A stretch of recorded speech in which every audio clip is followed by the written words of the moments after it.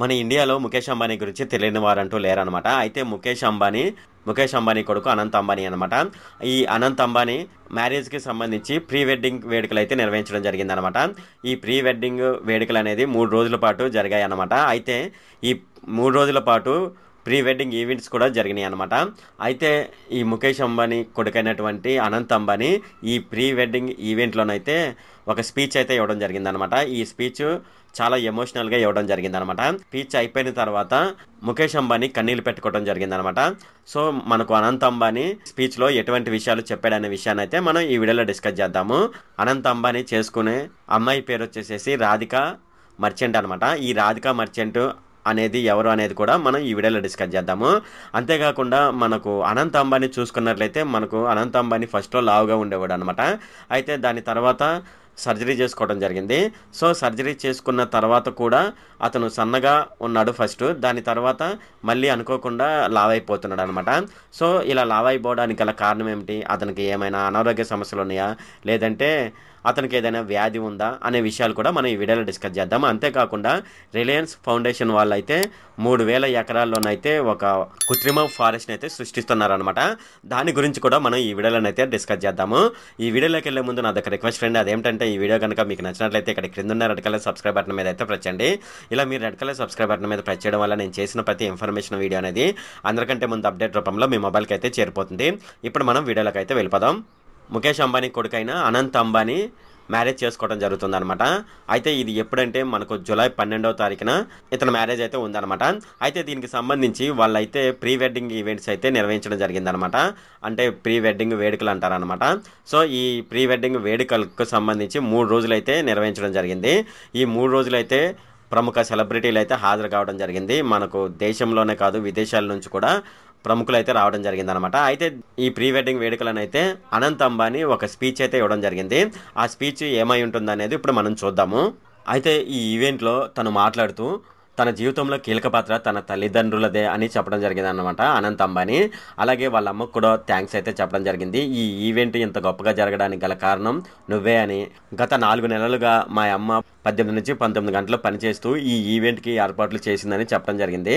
అలాగే ఇక్కడ ఉన్న వాళ్ళందరికీ థ్యాంక్స్ అని చెప్పడం జరిగింది. ఇక్కడికి వచ్చిన వారందరికీ ధన్యవాదాలు. నేను రాధిక చాలా సంతోషంగా ఉన్నాము. అంటే తన భార్య పేరు రాధిక అనమాట. ఎవరికైనా అసౌకర్యం కలిగి ఉంటే నన్ను క్షమించండి. నా తల్లిదండ్రులు, సోదరులు, కుటుంబ సభ్యులందరికీ కూడా అతనైతే థ్యాంక్స్ చెప్పడం జరిగిందనమాట.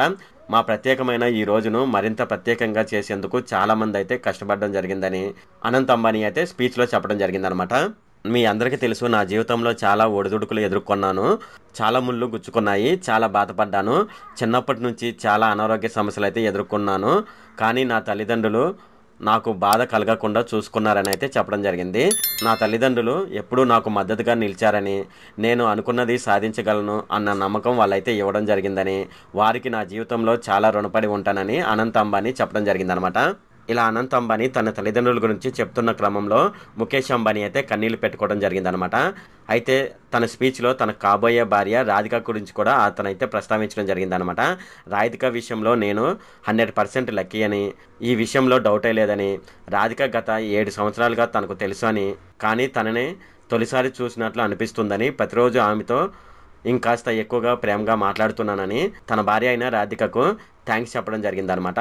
సో ఇదైతే అనంత్ అంబానీ తన స్పీచ్లోనైతే చెప్పడం జరిగింది. ఇప్పుడు మనం అనంత్ అంబానీ భార్య అయినటువంటి రాధికా మర్చెంట్ గురించి అయితే తెలుసుకుందాము. ఎన్కోర్ హెల్త్ కేర్ CEO అయినటువంటి వీరేన్ మర్చెంట్, శైలా మర్చెంట్ కుమార్తె రాధికా మర్చెంట్ అనమాట. ఈమె ముఖేష్ అంబానీ, నీతా అంబానీల కుమారుడైనటువంటి అనంత్ అంబానీకి కాబోయే భార్య అనమాట. రాధికకు అనంత్తో చాలా కాలం క్రితం స్నేహం అయితే ఉండేది. ప్రస్తుతం అయితే రాధికా మర్చెంట్కి అయితే 24 సంవత్సరాలు అనమాట. ఈమె నీబా ఆర్ట్స్ నుంచి భరతనాట్యంలో శిక్షణ పొందడం జరిగింది. రాధికా మర్చెంట్ తన పాఠశాల విద్యను ముంబైలోని cathedral, John Cannon school, Ecole Mondiale world స్కూల్లోనైతే పూర్తి చేయడం జరిగిందనమాట. అది అయిపోయిన తర్వాత న్యూయార్క్లోని యూనివర్సిటీ ఆఫ్ పాలిటిక్స్ ఎకనామిక్స్లోనైతే గ్రాడ్యుయేషన్ చేయడం జరిగిందనమాట. అనంత్ అంబానీ భార్య అయిన రాధికా మర్చెంట్ గురించి విషయాలన్నమాట.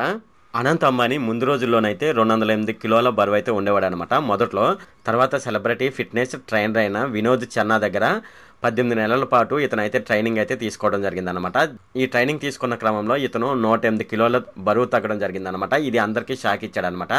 దాని తర్వాత yoga, functional training, cardiac workout, weight lifting, running వంటి వర్కౌట్ల ద్వారా తన ఫిట్నెస్ గోల్స్ అయితే అతను రీచ్ అయ్యాడు అనమాట. అతను సన్నగా తయారైపోయాడు.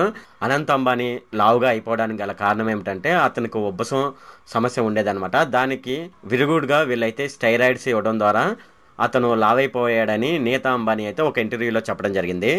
ఒకవేళ మనకు ఆస్తమా ఉందనుకోండి, మనం ఆస్తమా వల్ల బరువు పెరగమన్నమాట. అయితే దీనికోసం వాడే మందులు ఉంటాయి కదా, ఈ మందులు సైడ్ ఎఫెక్ట్ కారణంగా మనం అయితే బరువు పెరగడానికి అవకాశం అయితే ఉందన్నమాట. అదే విషయం అక్కడ అనంత్ అంబానీకి కూడా జరిగిందనమాట. ఆస్తమాకి ఇచ్చే కార్టికోస్టెరాయిడ్స్ వంటి మందులు ఆకలిని పెంచి బాడీలోని కొవ్వుని పేరుకుపోయేలా చేస్తాయి అనమాట. ఇది బాడీలోని నీరు నిల్వ ఉండిపోయేలా చేస్తాయి అనమాట. వీటి కారణంగా మనం అయితే బరువు అయితే పెరగడం జరిగిందనమాట. అనంత్ అంబానీ విషయంలో కూడా అదే జరిగింది. అయితే ఇలాంటి కార్టికోస్టెరాయిడ్స్ శరీరంలోని జీవక్రియ బ్యాలెన్స్ని అయితే ఇబ్బంది పెడతాయి అనమాట. జీవక్రియ క్రమబద్ధీకరణ ఊబకాయానికి కారణమవుతుంది అనమాట. శరీరంలోని కొవ్వు పేరుకుపోయేలా ఇది చేస్తుంది. అలాగే ముఖ్యంగా కడుపు దగ్గర, నడుము దగ్గర, పిరుదులు ఆ ప్లేస్లోనైతే ఇది కొవ్వు వచ్చేలా చేస్తుంది అనమాట. దీని ద్వారా వాళ్ళైతే బరువు పెరిగిపోతూ ఉంటారనమాట. స్టెరాయిడ్స్ ఎక్కువగా తీసుకోవడం వల్ల కండరాలు తగ్గి కొవ్వు అయితే ఎక్కువగా పెరుగుతుంది.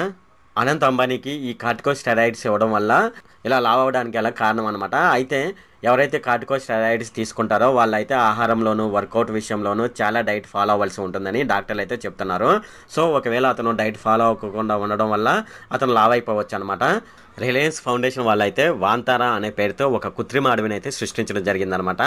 అయితే ఇది 3000 ఎకరాల విస్తీర్ణంలో దీన్ని ఏర్పాటు చేసి సమగ్ర జంతు సంరక్షణ కేంద్రాన్ని కూడా అక్కడ ఏర్పాటు చేయడం జరిగిందనమాట. అంతేకాదు ఏనుగుల సంరక్షణ కోసం ప్రత్యేకంగా ప్రపంచంలో అతిపెద్ద అధునాతన పరికరాలతో ఏర్పాటు చేసిన ఒక హాస్పిటల్ అయితే వాళ్ళైతే అక్కడ ఏర్పాటు చేయడం జరిగింది.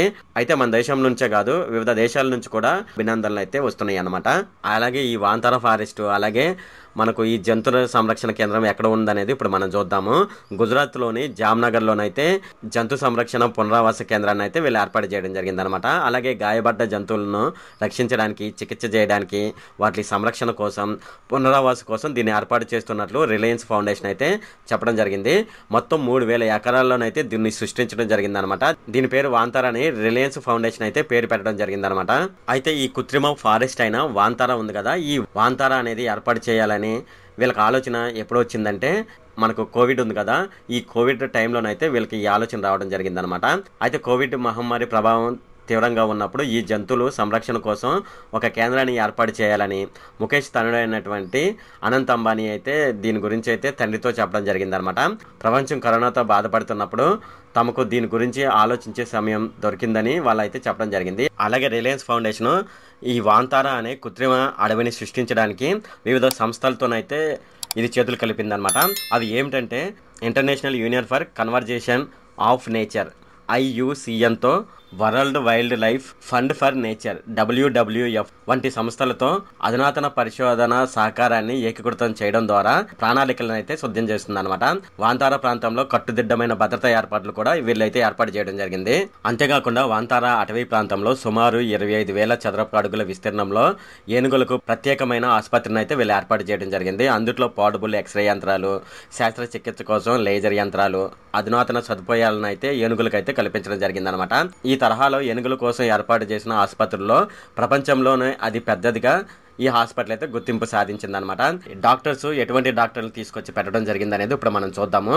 భారతదేశంతో సహా ప్రపంచంలోని అగ్రశ్రేణి జంతువులు శాస్త్ర నిపుణులు ఉంటారు కదా, వాళ్ళని తీసుకొచ్చి పెట్టడం జరిగింది.